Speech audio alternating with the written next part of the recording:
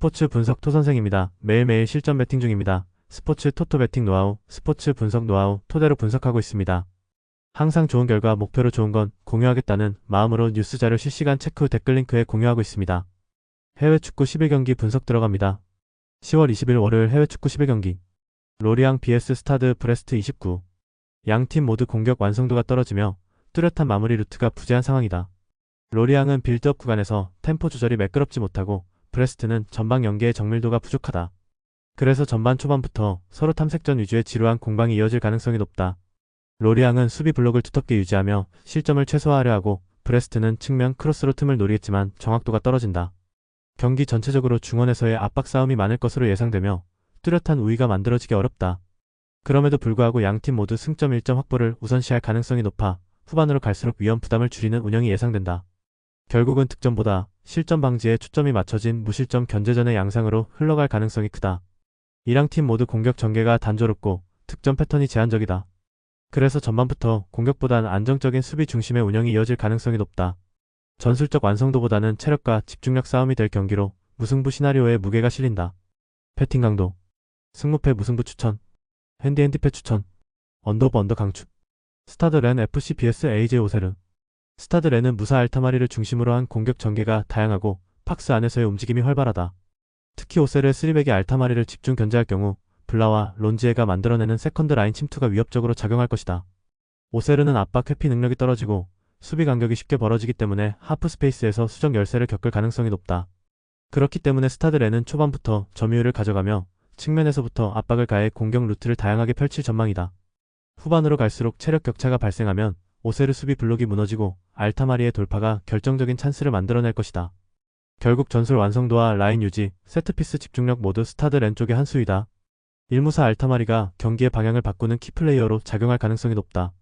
오세르 수비진이 그를 견제하더라도 블라와 론지에가 만들어내는 공간 활용으로 인해 공격 흐름은 계속 이어질 것이다. 전술적 완성도, 라인 밸런스, 체력 분배까지 고려하면 스타드 렌이 홈에서 확실한 우위를 점할 경기로 전망된다. 결국 경기 주도권과 마무리 모두 스타드 렌이 가져갈 가능성이 높다. 패팅 강도 승무패 스타드 렌 승 강추 핸디 승 추천 언더오버 강추 툴루즈 vs FC 메스 이 경기는 전환 속도와 라인 밸런스 차이가 결과를 가를 가능성이 높다. 툴루즈는 소어의 침투 움직임과 마그리의 돌파력을 활용해 메스의 불안한 수비를 직접적으로 공략할 것이다. 보호가 중심을 잡으며 하프 스페이스 전개를 주도할 경우 공격의 효율은 더욱 높아질 것으로 예상된다. 반면 메스는 전개 속도가 느리고 빌드업 과정에서 실수가 많아 안정적인 볼 점유가 어렵다. 수비진은 제공권 대응이 불안하며 상대의 컷백 패턴에 쉽게 흔들리는 약점을 보인다. 무엇보다 후반으로 갈수록 체력 격차가 벌어질 가능성이 높고 툴루즈의 전방 압박이 메스의 실수를 유도할 여지가 크다. 홈 템포를 유지하는 툴루즈의 전술적 완성도와 메스의 수비 집중력 저하가 맞물리며 경기 주도권은 자연스럽게 툴루즈로 향할 것이다. 1승격팀 메스는 여전히 수비 조직력에서 불안정함이 두드러지고 있다. 반면 툴루즈는 소호와 마그리를 중심으로 전환 속도와 공격 완성도가 높아진 상태다. 이번 경기는 전술적 완성도와 체력 밸런스에서 확실한 우위를 점한 툴루즈가 홈에서 경기를 주도하며 승리로 이어갈 가능성이 높다. 리그 초반 상승세를 유지하기 위한 툴루즈의 집중력이 경기 전체를 지배할 것이다. 패팅 강도 승무패 툴루즈 승 강추 핸디 승 추천 언더오버 언더 강추 리버풀 FC vs 맨체스터 유나이티드 이 경기는 전술적 완성도에서 리버풀이 확실히 우위를 점하고 있다.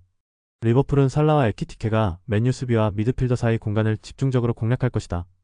맨유는 마운트와 브루노를 통해 템포를 끌어올리려 하겠지만 중원 간격 유지 실패로 인해 수비 전환이 늦어질 가능성이 높다. 특히 살라가 하프 스페이스로 침투하는 순간 맨유의 수비 라인은 빠르게 붕괴될 여지가 크다. 비르츠의 세밀한 전진 패스가 연결되면 리버풀은 짧은 시간 안에 찬스를 창출할 수 있다. 반면 맨유는 공격 시 빌드업이 느리고 후방에서 볼을 잃는 순간 리버풀의 역습에 노출된다. 결국 경기의 주도권은 리버풀이 쥐게 될 가능성이 높으며 템포를 조절하며 경기를 이끌어갈 것이다.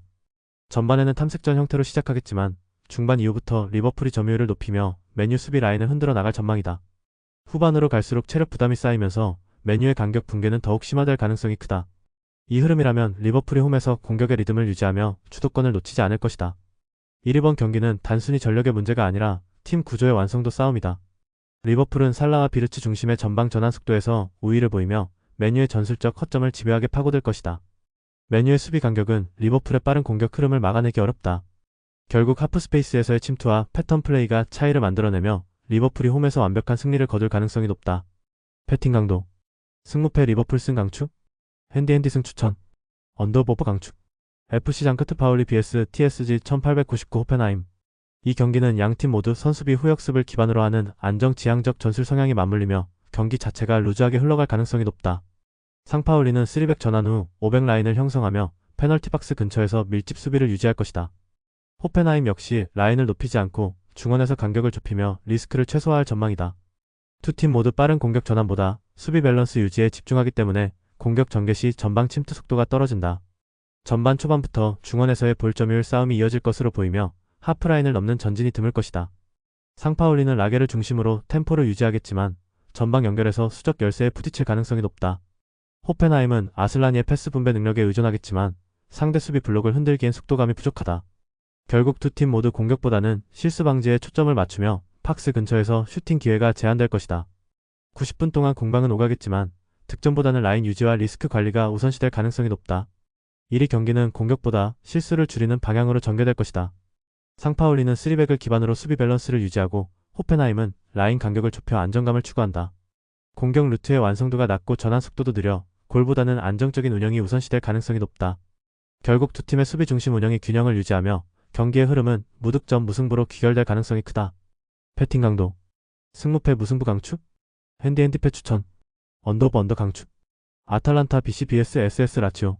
이번 경기는 압박의 강도보다 공간 관리 능력이 승부의 핵심이 될 것이다. 라치오는 특유의 공격적인 전방 압박을 시도하겠지만 그만큼 수비 뒷공간이 넓어질 것이다. 아탈란타는 이 점을 정교하게 파고들 수 있는 팀이다.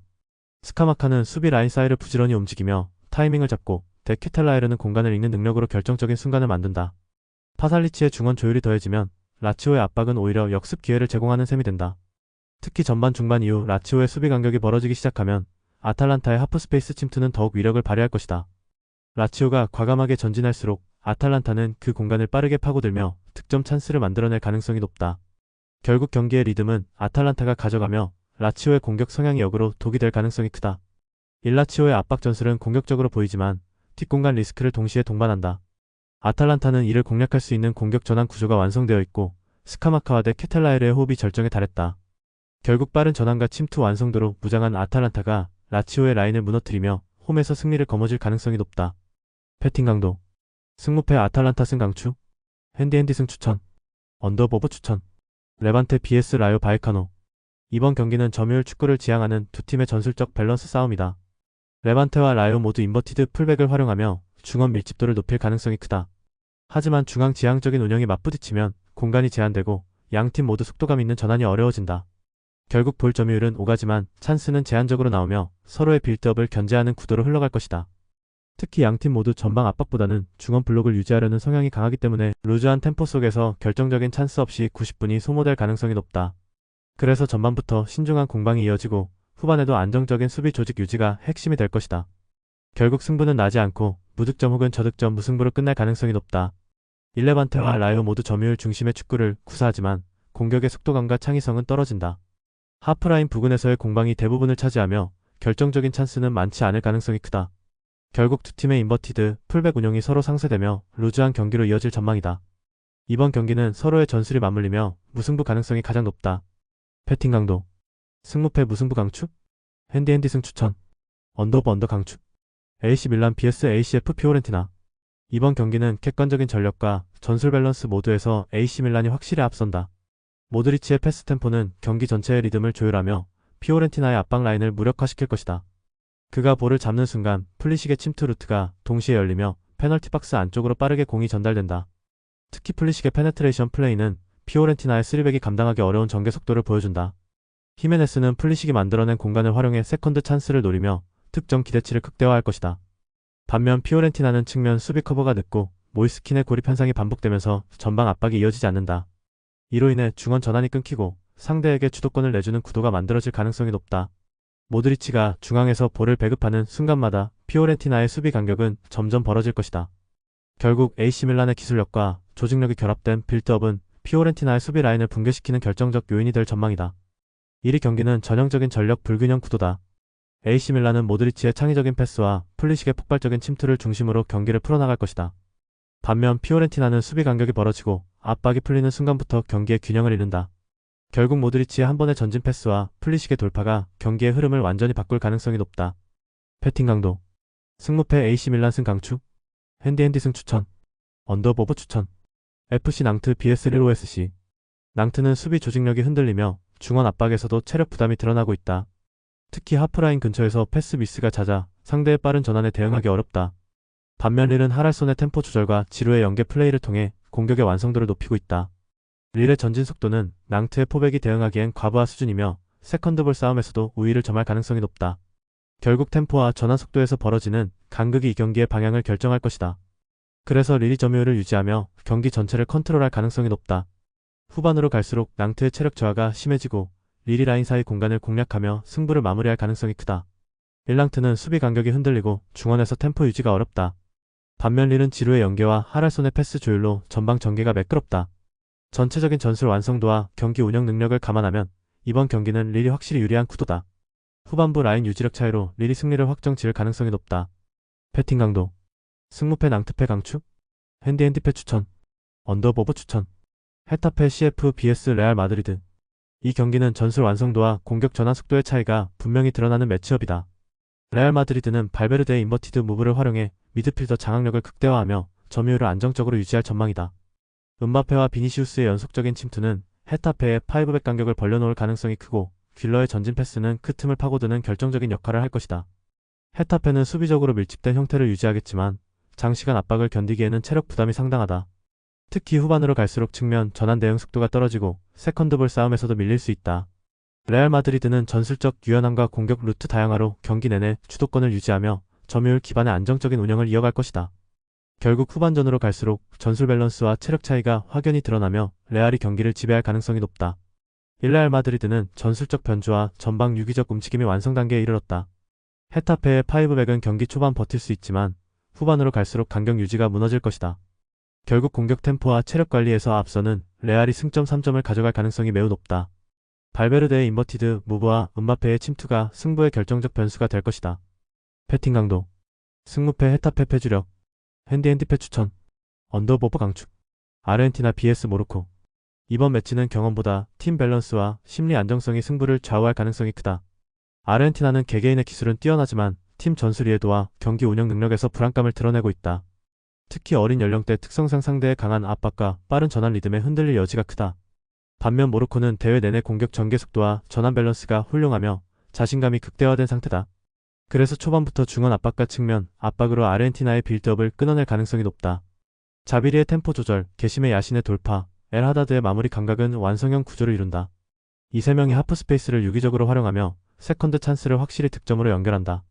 아르헨티나가 전방 점유를 유지하려다 볼 소유권을 잃으면 모로코의 빠른 역습 루트가 그대로 열린다.